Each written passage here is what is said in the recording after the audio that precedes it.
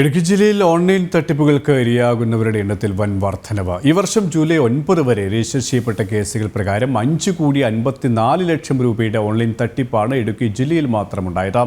ജനങ്ങൾ കൂടുതൽ ജാഗ്രത പുലർത്തണമെന്ന മുന്നറിയിപ്പുമായി ജില്ലാ പോലീസ് മേധാവി. 2024 വർഷം ആരംഭിച്ച് 7 മാസം പിന്നിടുമ്പോൾ 55 ഓൺലൈൻ തട്ടിപ്പ് കേസുകളാണ് ഇടുക്കി ജില്ലയിൽ രജിസ്റ്റർ ചെയ്തത്. മുൻവർഷം ആകെയുണ്ടായിരുന്നത് 52 കേസുകൾ മാത്രമാണ്.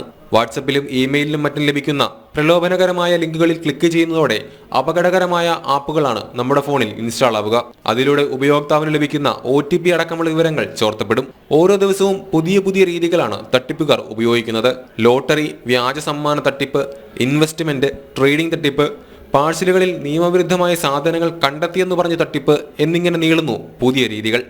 ഇത്തരത്തിൽ കബളിപ്പിക്കപ്പെടുന്ന ഒരു സിറ്റുവേഷൻ കൂടി റീസെന്റ് ആയിട്ട് നമ്മൾ നോട്ട് ചെയ്തു വരുന്നുണ്ട്.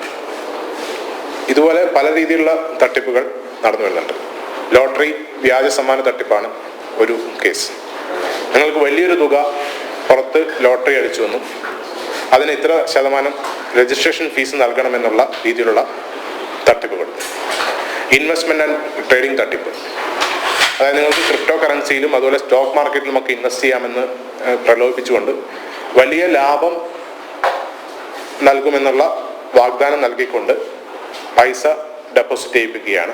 ഓൺലൈൻ സാമ്പത്തിക തട്ടിപ്പിന് ഇരയായാൽ 1 മണിക്കൂറിനകം വിവരം 1930 എന്ന നമ്പറിൽ അറിയിക്കണം. എത്രയും വേഗം റിപ്പോർട്ട് ചെയ്താൽ നഷ്ടപ്പെട്ട തുക തിരിച്ചു ലഭിക്കാനുള്ള സാധ്യത കൂടുതലാണ്.